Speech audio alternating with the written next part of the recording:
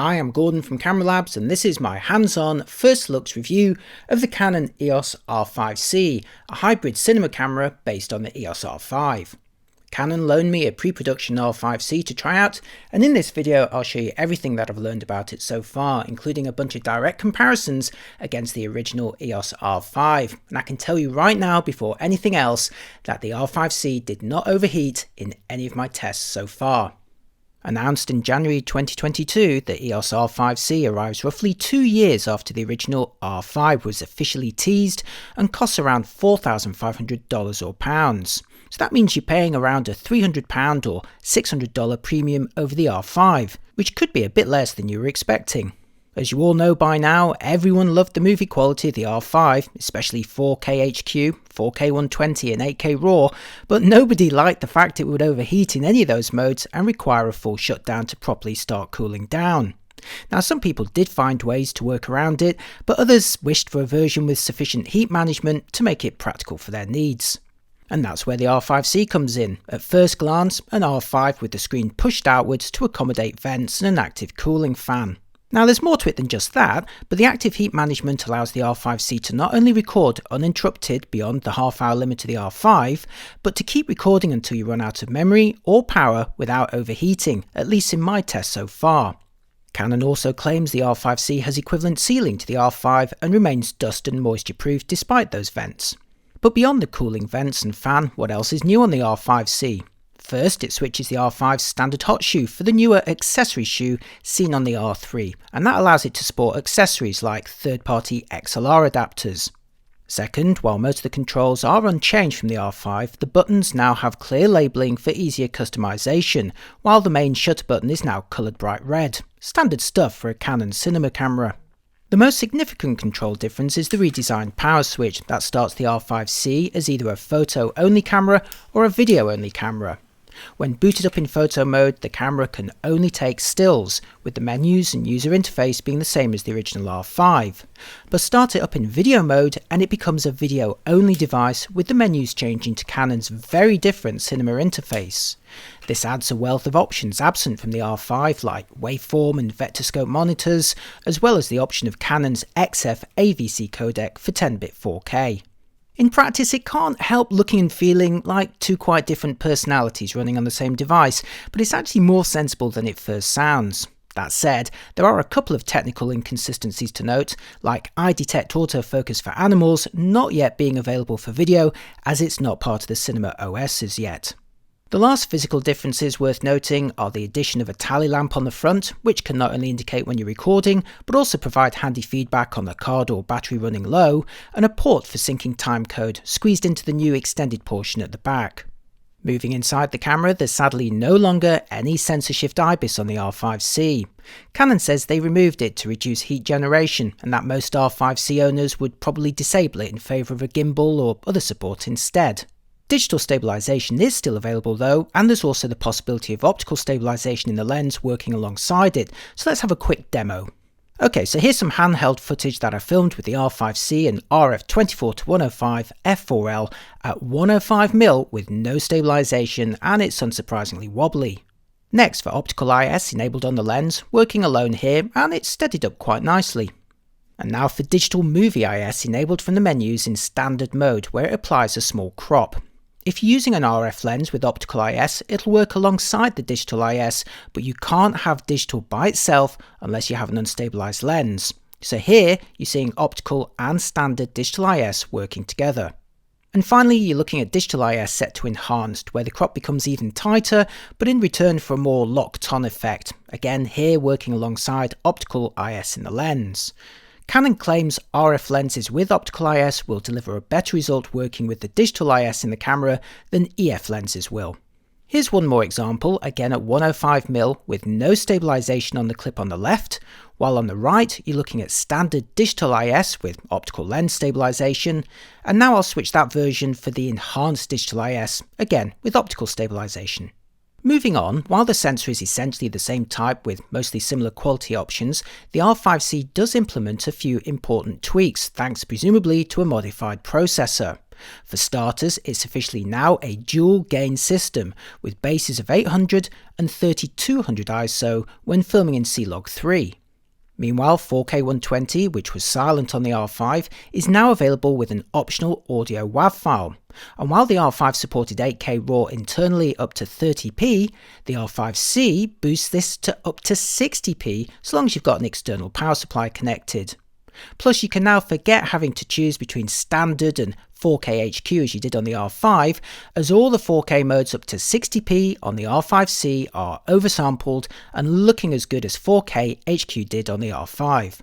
Beyond this, the R5C shares a lot with the R5 before it, including the same viewfinder with 5.76 million dots, the same 3.2-inch fully articulated touchscreen, albeit now mounted further back thanks to that cooling system, the same 2 slots for CF Express and SD memory cards, the same battery, and the same main ports too, which means the R5C annoyingly inherits the micro HDMI port of the R5. Come on Canon, surely you could have switched this for a more robust full-sized HDMI port in line with other video-oriented cameras. Oh, and despite being part of the Cinema series, there's sadly no built-in ND filter on the R5C. Right, now let's dive right into my test with a pre-production beta model, starting with overheating, or as it turned out, lack of. Now, your mileage will vary depending on the ambient temperature, but in my tests, I placed the original R5, here on the left, next to the R5C, here on the right, fitted with identical RF 24-105 f4L lenses, then set them recording in various modes with all the settings matched, or at least as closely as possible. First, I'll start with 8K 24p in C-Log 3, so that's 10-bit 422 on both cameras. The R5 was fitted with a 128GB CF Express card, and the R5C had a 512GB CF Express card. Those were the only ones that I had available. Fast forward to 25.5 minutes later, and the CF Express memory card in the R5 had filled up, forcing me to delete it and start again. But note how the R5 is now only estimating 5 minutes of recording remaining before possibly overheating. And right on cue, 5 minutes and 45 seconds into that clip, the R5 started to flash its overheating warning icon, although the battery bravely continued for almost 20 minutes before shutting down due to overheating.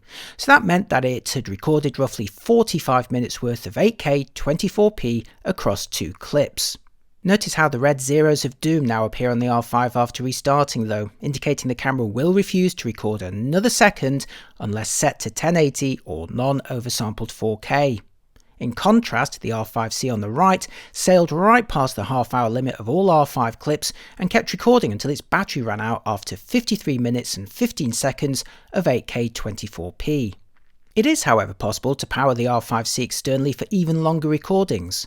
Canon sells a dummy battery accessory, but you can alternatively use a compatible USB power delivery or PD system.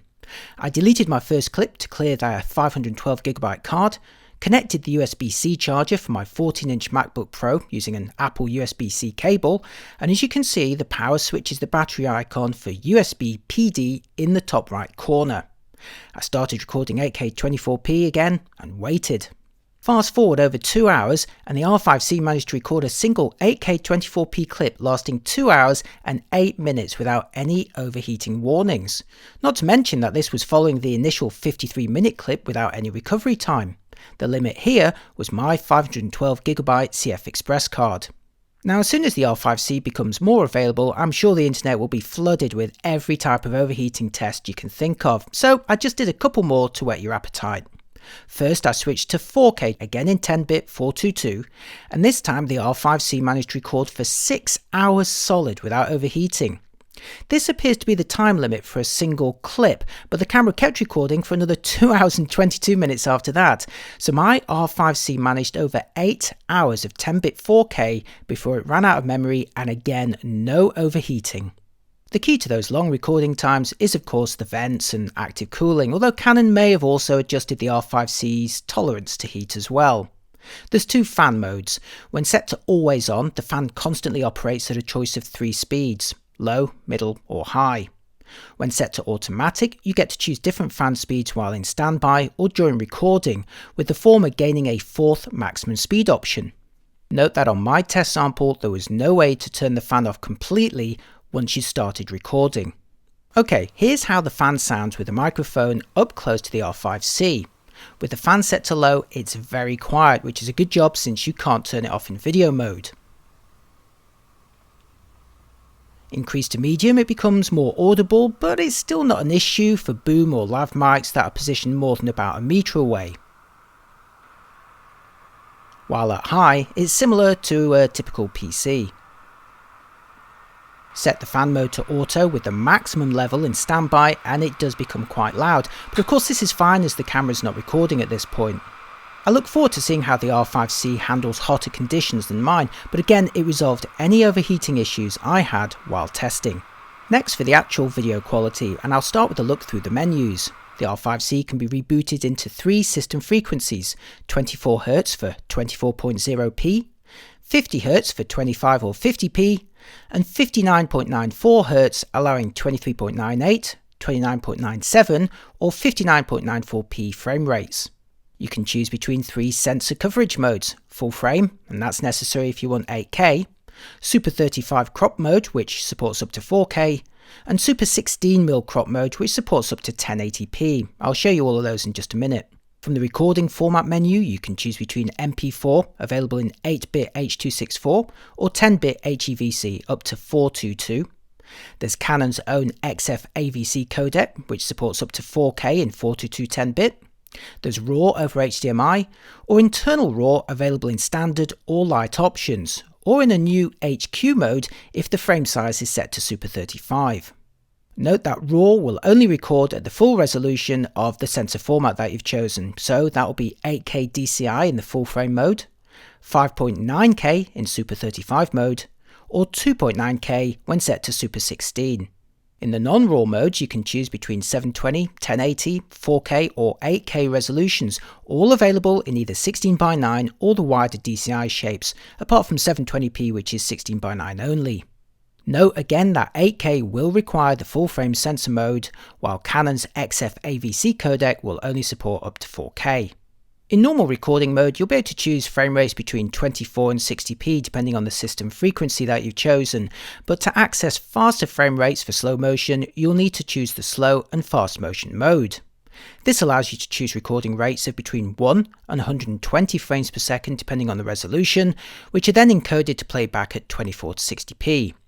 An option to record a separate audio WAV file with slow and fast clips is also handy, albeit stored on card 2.